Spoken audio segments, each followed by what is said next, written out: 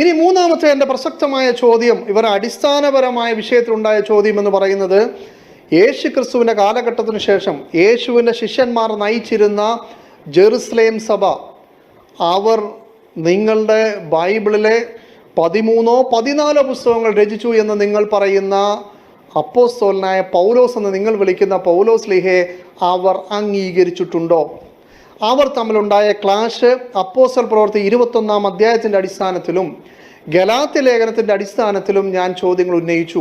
പൗലോസ് ലീഹ ഈ പറയപ്പെടുന്ന വിജാതീയരായിട്ടുള്ള അല്ലെങ്കിൽ യഹൂദന്മാരല്ലാത്തവരുടെ, അവർക്ക് മെജോറിറ്റി ആയിട്ടുള്ള ആ നാടുകളിൽ മോശയുടെ ന്യായപ്രമാണം ഇനി അനുസരിക്കേണ്ടതില്ല, യേശുവിൻ്റെ കുരിശുമരണത്തിലൂടെ പാപപരിഹാര ബലികളൊക്കെ പൂർത്തീകരിക്കപ്പെട്ടു, ഇനിയും നിയമങ്ങൾ അനുസരിക്കേണ്ടതില്ല എന്ന് പറയുമ്പോൾ, ഈ പൗലോസ് ലീഹ ജെറുസലേമിൽ യേശുവിൻ്റെ യഥാർത്ഥ ശിഷ്യന്മാരെടുക്കൽ വരുമ്പോൾ അദ്ദേഹത്തിനെ കൊണ്ട് അദ്ദേഹത്തിൻ്റെ ചെലവിൽ അവിടെ നാസർ വ്രതവും, ആ നാസർ വ്രതത്തിൽ ഈ പറയപ്പെടുന്ന പാപയാഗവും ഹോമയാഗവും സമാധാനയാഗവും പാനീയയാഗവും ഭോജനയാഗത്തിൻ്റെയും എല്ലാം ചെലവ് അദ്ദേഹത്തെ കൊണ്ട് വഹിപ്പിക്കുകയും അങ്ങനെ അദ്ദേഹം ന്യായപ്രമാണം വേണ്ട എന്ന് പഠിപ്പിച്ച ആ കാര്യങ്ങളൊക്കെ സത്യമല്ലെന്നും യഹൂദനായ പൗലോസ് ലീഹ ഇപ്പോഴും ന്യായപ്രമാണം ക്രമമായി അനുസരിക്കുന്നുവെന്നും ഏവരെയും ബോധ്യപ്പെടുത്തണമെന്ന് യേശുവിൻ്റെ ശിഷ്യന്മാർ പറഞ്ഞതും പൗലോസ് ലീഹ അത് എതിർക്കാതെ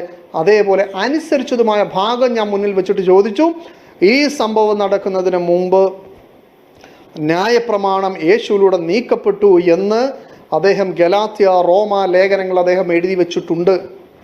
അങ്ങനെയെങ്കിൽ അദ്ദേഹത്തിന് ആ വാദമില്ല, ഞാനും ന്യായപ്രമാണം അനുസരിച്ചാണ് ജീവിക്കുന്നത് എന്ന് അദ്ദേഹം ഈ പ്രവർത്തികൾ വഴി തെളിയിക്കപ്പെടുമ്പോൾ അദ്ദേഹത്തിൻ്റെ ഈ പുസ്തകങ്ങൾ അദ്ദേഹം തന്നെ തള്ളിക്കളഞ്ഞില്ലേ എന്ന വളരെ പ്രസക്തമായ ഒരു ചോദ്യം ഞാൻ ചോദിച്ചു. ഇവിടെ പൗലോസ് ലീഹയെയും അദ്ദേഹത്തിൻ്റെ വാദത്തെയും യേശുവിൻ്റെ യഥാർത്ഥ ശിഷ്യന്മാരുടെ സഭയായ ജെറുസലേം സഭ പോലും അംഗീകരിക്കുന്നില്ല എങ്കിൽ ക്രൈസ്തവരായ നിങ്ങൾ അദ്ദേഹത്തിനെ അംഗീകരിക്കുന്നത് എന്തുകൊണ്ട് എന്ന ചോദ്യമാണ് ഞാൻ ഉയർത്തിയത്.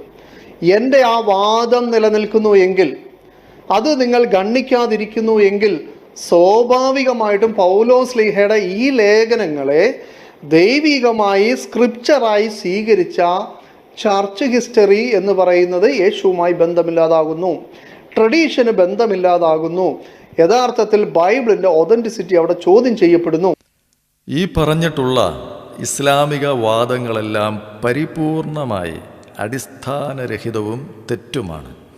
കാരണങ്ങൾ നമുക്ക് ക്രമേണ വ്യക്തമായി പറയാം. ശ്രദ്ധിച്ച് കേൾക്കുക. യേശു മരിച്ചതും അടക്കപ്പെട്ടതും ഉയിർത്തെഴുന്നേറ്റതും യെരൂശലേം പട്ടണത്തിൻ്റെ ചരിത്ര പശ്ചാത്തലത്തിലാണ്.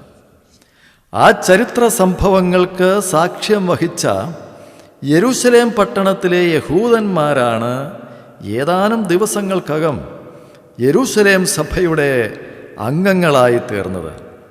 അവരിൽ അനേകം യഹൂദ പുരോഹിതന്മാരും പ്രമാണിമാരും ഉണ്ടായിരുന്നു എന്ന് ബൈബിൾ വ്യക്തമാക്കുന്നുണ്ട്. യഹൂദ ദേവാലയം തകർക്കപ്പെടുന്നതുവരെ അവർക്ക്, അതായത് ക്രൈസ്തവ സഭയ്ക്ക് വേറെ ആലയങ്ങളില്ല, അവർ പള്ളി പണിതിരുന്നില്ല, അവർ യഹൂദ ആലയത്തിൽ തന്നെയാണ് കൂടുന്നതും യഹൂദ സമൂഹത്തിൻ്റെ ഭാഗമായിട്ടാണ് തങ്ങളുടെ ജീവിതം, ക്രൈസ്തവ ജീവിതം മുമ്പോട്ട് പോയത്. അപ്പോൾ യേശുവിൻ്റെ ഉയർപ്പ് എന്ന മഹാ അത്ഭുതവും അത് ശിഷ്യന്മാരിൽ പോലും ഉണ്ടാക്കിയ അമ്പരപ്പും, അതിനുശേഷം ശിഷ്യന്മാരുടെ ശക്തമായ സുവിശേഷ ഘോഷണത്തിൻ്റെയും അവരിലൂടെ ദൈവം നടത്തിയ അത്ഭുതങ്ങളുടെയും ഒക്കെ പശ്ചാത്തലത്തിൽ 10,000-കണക്കിന് യഹൂദന്മാർ ഉടൻ തന്നെ യേശു ദൈവപുത്രനാണ് എന്ന് വിശ്വസിച്ച് സ്നാനപ്പെട്ട് സഭയോട് ചേർന്നു എന്നാണ് അപ്പസ്തോല പ്രവർത്തികളിൽ നാം കാണുന്നത്.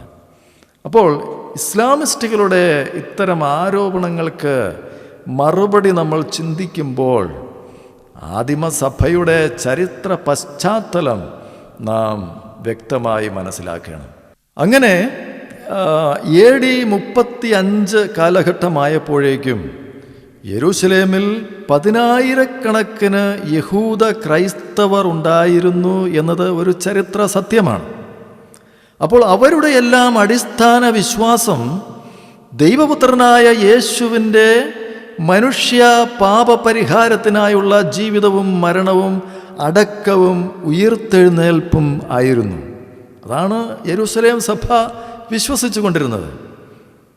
അപ്പോൾ യെരൂശലേം സഭയും പൗലോസും തമ്മിൽ ഭയങ്കരമായ തമ്മലടിയായിരുന്നു എന്ന് വാദിക്കുന്നവർ യെരൂശലേം സഭ എന്ത് വിശ്വസിച്ചിരുന്നു എന്നത് വിശ്വസിക്കാൻ തയ്യാറാണോ എന്നുള്ളത് ഒരു ചോദ്യമാണ്. എന്നാൽ അതിന് ഈ യെരൂശലേം സഭയുടെ ആവിർഭാവത്തിന് ക്രിസ്തുവിൻ്റെ മരണത്തിന് ഒക്കെ ഏതാണ്ട് 500 വർഷങ്ങൾക്ക് ശേഷമാണ് മുഹമ്മദും ഇസ്ലാമും ഒക്കെ ചരിത്രത്തിലേക്ക് കടന്നു വരുന്നത്. അവരുടെ വാദങ്ങളെല്ലാം ഈ ചരിത്ര യാഥാർത്ഥ്യങ്ങളോട് യോജിക്കാത്തതാണ്, ചരിത്ര സംഭവങ്ങളോട് യോജിക്കാത്തതാണ്, യെരൂശലേം സഭയുടെ വിശ്വാസമായി ബന്ധമില്ലാത്തതാണ്, ഘടകവിരുദ്ധമാണ്. അതായത് യേശു ദൈവപുത്രനല്ല, യേശു മരിച്ചിട്ടില്ല, അടക്കപ്പെട്ടിട്ടില്ല, ഉയിർത്തെഴുന്നേറ്റിട്ടില്ല എന്ന് ഇസ്ലാം വാദിച്ചു. ആ വാദം ഇപ്പോഴും തുടരുന്നു.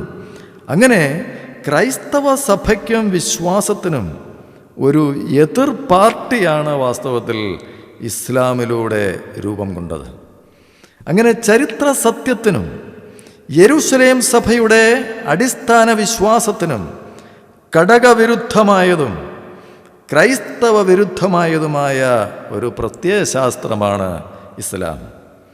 അത്തരം ക്രൈസ്തവ വിരുദ്ധമായ, ബൈബിൾ വിരുദ്ധമായ ഒരു പ്രത്യയശാസ്ത്രം, അതിൻ്റെ ഇക്കാലഘട്ടത്തിൽ ഉയർന്നു വരുന്ന ഒരു ആക്രമണവാദമാണ് വാസ്തവത്തിൽ ക്രിസ്തുവിൻ്റെ പ്രഥമ അപ്പസ്തോലനായ പൗലോസിനെതിരെയുള്ള ഇസ്ലാമിക വാദങ്ങൾ. അപ്പോൾ ബൈബിൾ വിരുദ്ധമായ കാഴ്ചപ്പാടോടെ ഉരുത്തിരിഞ്ഞ ഒരു പ്രത്യയശാസ്ത്രത്തിൻ്റെ പിന്തുടർച്ചക്കാർ തീർച്ചയായും ബൈബിൾ സത്യങ്ങളെ പലതരത്തിലും എതിർത്തുകൊണ്ടേയിരിക്കും എന്നുള്ളതിൽ സംശയമില്ല. അങ്ങനെയാണ് പൗലോസിനെതിരെയുള്ള ഇവരുടെ ചോദ്യങ്ങൾ ഈ കാലഘട്ടത്തിൽ ഉയർന്നു വന്നുകൊണ്ടിരിക്കുന്നത്. അവരുടെ ഒന്നാമത്തെ ചോദ്യം നാം കേട്ടു. യേശുവിൻ്റെ ശിഷ്യന്മാർ നയിച്ചിരുന്ന യെരൂശലേം സഭ പൗലോസിനെ അംഗീകരിച്ചോ? അതാണ്. യെരൂശലേമിലുണ്ടായിരുന്ന സഭയും അവിടുത്തെ അപ്പസ്തോലന്മാരും യേശുവിൻ്റെ ശിഷ്യന്മാരും പൗലോസിനെ അംഗീകരിച്ചോ എന്നുള്ളതാണ്. അതിൻ്റെ മറുപടി തീർച്ചയായും അവർ അംഗീകരിച്ചിരുന്നു എന്നുള്ളതാണ്. അംഗീകരിക്കുക മാത്രമല്ല, ആദരിക്കുകയും. അവർ പൗലോസിനെ ആദരിക്കുകയും പലപ്പോഴും പൗലോസിന് കീഴ്പ്പെടുകയും പൗലോസിൻ്റെ ആശയങ്ങളോട് കീഴ്പ്പെട്ട് അംഗീകരിച്ച് പോയിരുന്നു എന്നുള്ളതുമാണ് സത്യം. അവരുടെ രണ്ടാമത്തെ ചോദ്യം, യെരൂശലേമിലെ യേശുവിൻ്റെ ശിഷ്യന്മാരും പൗലോസും തമ്മിൽ ഭയങ്കരമായ തമ്മിലടി ഉണ്ടായിരുന്നില്ലേ എന്നാണ്. അത് വെറും സത്യവിരുദ്ധമായ ഒരു വാദമാണ്. അടിസ്ഥാന വിശ്വാസ സത്യത്തിൽ അവർ തമ്മിൽ പരിപൂർണമായ ഐക്യമുണ്ടായിരുന്നു എന്നുള്ളത് അപ്പസ്തോല പ്രവർത്തികളിൽ നിന്ന് തന്നെ വ്യക്തമാകുന്ന ഒരു ചരിത്ര സത്യവും ഉപദേശത്തിൻ്റെ സത്യവുമാണ്. എന്നാൽ ചില ആചാര വിഷയങ്ങളിൽ അവർ തമ്മിൽ ചില സമയങ്ങളിൽ അഭിപ്രായ വ്യത്യാസമുണ്ടായപ്പോൾ അവർ അവയെല്ലാം പരസ്പരം ചർച്ച ചെയ്ത് പരിഹരിക്കുവാൻ അവർക്ക് കഴിഞ്ഞിട്ടുണ്ട്. അവിടെ ഒരു വിഭാഗീയത ഉണ്ടായിട്ടില്ല എന്നുള്ളത് വളരെ വ്യക്തമാണ്. അവർ തമ്മിൽ അടിപിടിയോ കത്തിക്കുത്തോ ജിഹാദോ ഒന്നും ചരിത്രത്തിലുണ്ടായിട്ടില്ല. എന്നാൽ ശരിയെന്ന് അവർക്ക് ബോധ്യപ്പെടുന്ന സത്യത്തിന് അവർ പരസ്പരം കീഴടങ്ങിയിട്ടുണ്ട് എന്നുള്ളതാണ് നാം വ്യക്തമായിട്ട് മനസ്സിലാക്കുന്ന കാര്യം.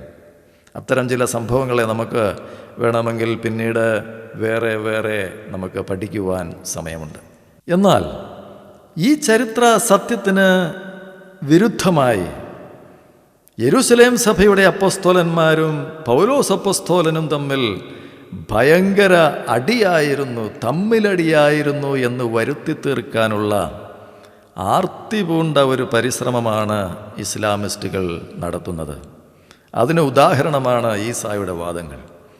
അതിനായി അവർ ബൈബിൾ ഭാഗങ്ങളെ വളച്ചൊടിച്ച് ദുർവ്യാഖ്യാനം ചെയ്ത് ബൈബിൾ സത്യങ്ങളെ കൊന്നു കുഴിച്ചു മൂടാനാണ് ശ്രമിക്കുന്നത്. അങ്ങനെ അവർ പൗലോസിനെതിരെ അപവാദങ്ങൾ ഉന്നയിച്ച് പൗലോസിനെ ഒറ്റപ്പെടുത്തുവാനാണ് ശ്രമിക്കുന്നത്. അതുമാത്രമല്ല, അങ്ങനെ അദ്ദേഹത്തിൻ്റെ എഴുത്തുകളെ അസാധുവാക്കാനും പരിശ്രമിക്കുന്നു.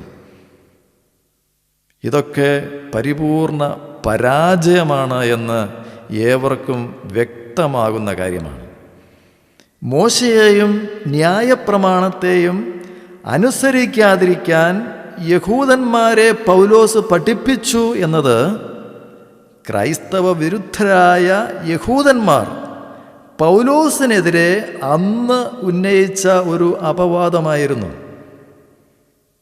വാസ്തവത്തിൽ മോശയെയും ന്യായപ്രമാണത്തെയും അനുസരിക്കരുത് എന്ന് പൗലോസ് ആരെയും പഠിപ്പിച്ചിട്ടില്ല.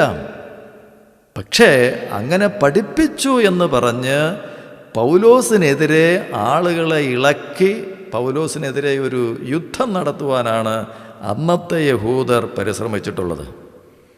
അതേ അപവാദം തന്നെയാണ് ക്രൈസ്തവ വിരുദ്ധരായ ഇസ്ലാമിസ്റ്റുകളും ഇപ്പോൾ ഉന്നയിച്ചുകൊണ്ടിരിക്കുന്നത്. പൗലോസ് ന്യായപ്രമാണത്തിനെതിരെ വാദിച്ചു. വാസ്തവത്തിൽ അതിൽ യാതൊരു സത്യവുമില്ല. പൗലോസ് പഠിപ്പിച്ചത് ന്യായപ്രമാണത്തോട് അനുസരണക്കേട് കാണിക്കാനല്ല, മറിച്ച് ന്യായപ്രമാണത്തിൻ്റെ പൂർത്തീകരണമായ ക്രിസ്തുവിൽ വിശ്വസിച്ച് ക്രിസ്തുവിനെ അനുസരിക്കുന്നതാണ് ന്യായപ്രമാണത്തിൻ്റെ യഥാർത്ഥമായ അനുസരണം എന്നാണ് പൗലോസ് പഠിപ്പിച്ചിട്ടുള്ളത്. അപ്പോൾ പൗലോസിൻ്റെ പ്രബോധനങ്ങൾ ക്രിസ്തു കേന്ദ്രീകൃതമായിരുന്നു. ന്യായപ്രമാണത്തിൻ്റെ പൂർത്തീകരണമായ ക്രിസ്തുവിലായിരുന്നു പൗലോസ് ശ്രദ്ധ കേന്ദ്രീകരിച്ചത്. അതാണ് പുതിയ നിയമസഭയുടെയും പ്രബോധനത്തിൻ്റെ കാതലായിട്ടുള്ള വിഷയം. അതുകൊണ്ട് പൗലോസ് ചില സാഹചര്യങ്ങളിൽ ചില യഹൂദ ആചാരങ്ങൾ അനുഷ്ഠിച്ചു എന്ന് കരുതി അവയൊന്നും ക്രിസ്തുവിലുള്ള ന്യായപ്രമാണ പൂർത്തീകരണം എന്ന ബൈബിൾ ആശയത്തെ തകർക്കുന്നില്ല. അതൊന്നും പൗലോസ് പിന്മാറിപ്പോയതിൻ്റെ തെളിവുകളല്ല. അതൊന്നും അദ്ദേഹത്തിൻ്റെ എഴുത്തുകളെ അസാധുവാക്കുവാനുള്ള തെളിവുകളെ അല്ല. ആ കാലഘട്ടത്തിൽ യഹൂദ സഭ, യഹൂദ പാരമ്പര്യ വിശ്വാസങ്ങളുടെ ഭാഗമായി യഹൂദ ദൈവാലയത്തെ ചുറ്റിപ്പറ്റി അവരുടെ ജീവിതം നയിച്ചിരുന്ന ഒരു കാലഘട്ടമായിരുന്നു എന്നുള്ള ചരിത്ര പശ്ചാത്തലം മനസ്സിലാക്കിയാൽ ഈ കാര്യങ്ങൾക്കൊന്നും ഒരു അപവാദം പറയുവാനായിട്ട് കഴിയുന്നതല്ല. അതിനാൽ തന്നെ ഇത്തരം വാദങ്ങളൊന്നും പൗലോസിൻ്റെ എഴുത്തുകളെയോ ബൈബിൾ സത്യങ്ങളെയോ നിർവീര്യമാക്കുന്നില്ല. അതൊക്കെ ക്രൈസ്തവ വിരുദ്ധരുടെ വെറും വ്യാമോഹങ്ങൾ മാത്രമാണ്. ഇത്തരം വാദങ്ങൾ കൊണ്ടൊന്നും അസാധാരണമായ ദൈവകൃപയുള്ള പൗലോസിൻ്റെ ദൈവവചന ലിഖിതങ്ങളെ ഒരിക്കലും അസാധുവാക്കുവാനും സാധിക്കുന്നതല്ല. ഈ കാര്യങ്ങളൊക്കെ വ്യക്തമായിട്ടില്ലെങ്കിൽ ചോദിച്ചാൽ മതി. ബാക്കി കാര്യങ്ങൾ നമുക്ക് പിന്നീട് മറ്റ് എപ്പിസോഡുകളിൽ വിശദമാക്കാൻ കഴിയും.